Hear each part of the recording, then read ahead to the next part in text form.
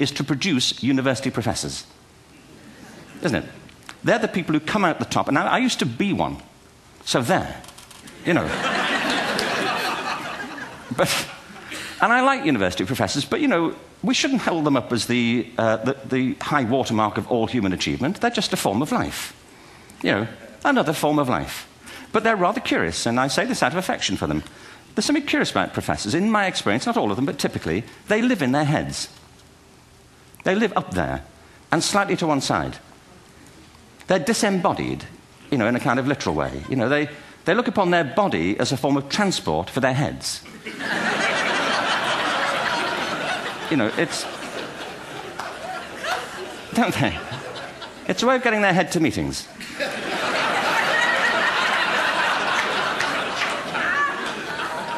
If you want real evidence of out-of-body experiences, by the way, get yourself along to a residential conference for senior academics and pop into the discotheque on the final night. And there you will see it. Grown men and women writhing uncontrollably off the beat. Waiting to end so they can go home and write a paper about it. Now, our education system is predicated on the idea of academic ability. And there's a reason. The whole system was invented around the world. There were no public systems of education really before the 19th century. They all came into being to meet the needs of industrialism. So the hierarchy is rooted on two ideas. Number one, that the most useful subjects for work are at the top. So you were probably steered benignly away from things at school when you were a kid, things you liked, on the grounds you would never get a job doing that. Is that right? Don't do music, you're not going to be a musician. Don't do art, you won't be an artist. Benign advice, now profoundly mistaken. The whole world is engulfed in a revolution. And the second is academic ability, which has really come to dominate our view of intelligence because the universities designed the system in their image. If you think of it, the whole system of public education around the world is a protracted process of university entrance. And the consequence is that many highly talented, brilliant, creative people think they're not, because the thing they were good at school wasn't valued or was actually stigmatized. And I think we can't afford to go on that way. In the next 30 years, according to UNESCO, more people worldwide will be graduating through education than since the beginning of history. More people. And it's the combination of all the things we've talked about, technology and its transformational effect on work, and demography and the huge explosion in population. Suddenly, degrees aren't worth anything. Isn't that true? When I was a student, if you had a degree, you had a job. If you didn't have a job, it's because you didn't want one. And I didn't want one, frankly. So, but now, kids with degrees are often heading home to carry on playing video games. Because you need an MA, where the previous job required a BA, and now you need a PhD for the other. It's a process of academic inflation, and it indicates the whole structure of education is shifting beneath our feet. We need to radically rethink our view of intelligence. We know three things about intelligence. One, it's diverse. We think about the world in all the ways that we experience it. We think visually, we think in sound, we think kinesthetically, we think in abstract terms, we think in movement. Secondly, intelligence is dynamic. If you look at the interactions of a human brain, as we heard yesterday from a number of presentations, intelligence is wonderfully interactive. The brain isn't divided into compartments. In fact, creativity, which I define as the process of having original ideas that have value, more often than not, comes about through the interaction of different disciplinary ways of seeing things. The brain is intentionally... By the way, there's a shaft of nerves that joins the two halves of the brain called the corpus callosum. It's thicker in women. Following on from Helen yesterday, I think this is probably why women are better at multitasking. Because you are. Aren't you? There's a raft of research, but I know it from my personal life. If my wife is cooking a meal at home, which is not often, thankfully, but, you know, if she's doing... No, she's good at some things. But if she's cooking, you know, she's dealing with people on the phone, she's talking to the kids, she's painting the ceiling, you know, she's doing open-heart surgery over here. If I'm cooking, the door is shut, the kids are out, the phone's on the hook. If she comes in, I get annoyed. I say, Terry, please, I'm trying to fry an egg in here. You know,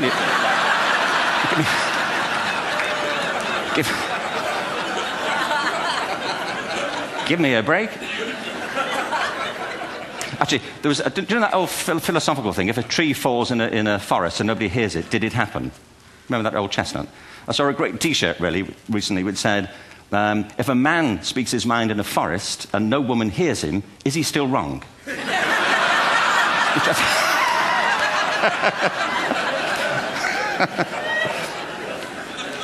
And the third thing about intelligence is it's distinct. I'm doing a new book at the moment called Epiphany, which is based on a series of interviews with people about how they discovered their talent. I'm fascinated by how people got to be there. It's really prompted by a conversation I had with a wonderful woman who most people have never heard of. She's called Gillian Lynn. Have you heard of her? Some have. She's a choreographer, and everybody knows her work. She did Cats and Phantom of the Opera. She's wonderful. I used to be on the board of the Royal Ballet in England, as you can see. And anyway, Gillian and I had lunch one day. I said, how'd you get to be a dancer? And she said it was interesting. When she was at school, she was really hopeless. And the school in the 30s wrote to her parents and said, we think Gillian has a learning disorder. She couldn't concentrate. She was fidgeting. I think now they'd say she had ADHD. Wouldn't you? But this was the 1930s, and ADHD hadn't been invented, at this point. So it wasn't an available condition. People weren't aware they could have that. Anyway, she went to see this specialist. So this oak-panelled room, and she was there with her mother, and she was led and sat on this chair at the end, and she sat on her hands for 20 minutes while this man talked to her mother about all the problems Gillian was having at school. And at the end of it, because she was disturbing people, her homework was always late and so on, little kid of 8, in the end, the doctor went and sat next to Gillian and said, Gillian, I've listened to all these things that your mother's told me. I need to speak to her privately. So he said, wait here, we'll be back. We won't be very long. And they went and left her. But as they went out the room, he turned on the radio that was sitting on his desk. And when they got out the room, he said to her mother, just stand and watch her. And the minute they left the room, she said she was on her feet, moving to the music. And they watched for a few minutes, and he turned to her mother, and he said, Mrs. Lynn, Gillian isn't sick. She's a dancer. Take her to a dance school. I said, what happened? He said, she did. I can't tell you how wonderful it was. We walked in this room, and it was full of people like me. People who couldn't sit still. People who had to move to think. Who had to move to think. They did ballet, they did tap, they did jazz, they did modern, they did contemporary. She was eventually auditioned for the Royal Ballet School. She became a soloist. She had a wonderful career at the Royal Ballet. She eventually graduated from the Royal Ballet School, found her own company, the Gillian Dance Company, met Andrew Lloyd Webber. She's been responsible for some of the most successful musical theatre productions in history. She's given pleasure to millions, and she's a multi-millionaire. Somebody else might have put her on medication and told her to calm down. Now, I think...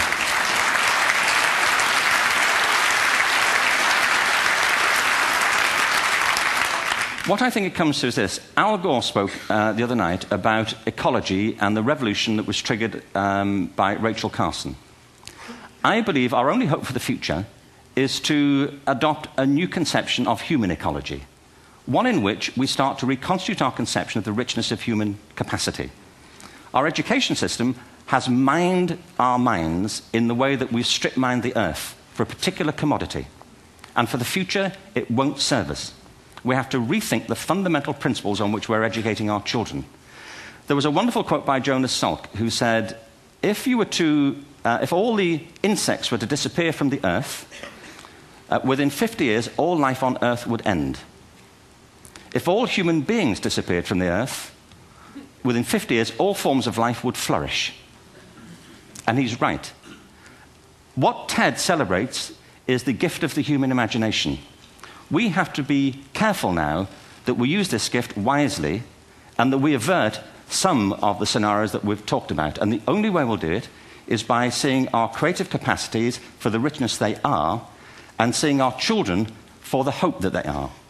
And our task is to educate their whole being so they can face this future. By the way, we may not see this future, but they will. And our job is to help them make something of it. Thank you very much. Bravo. Hierher. Schön.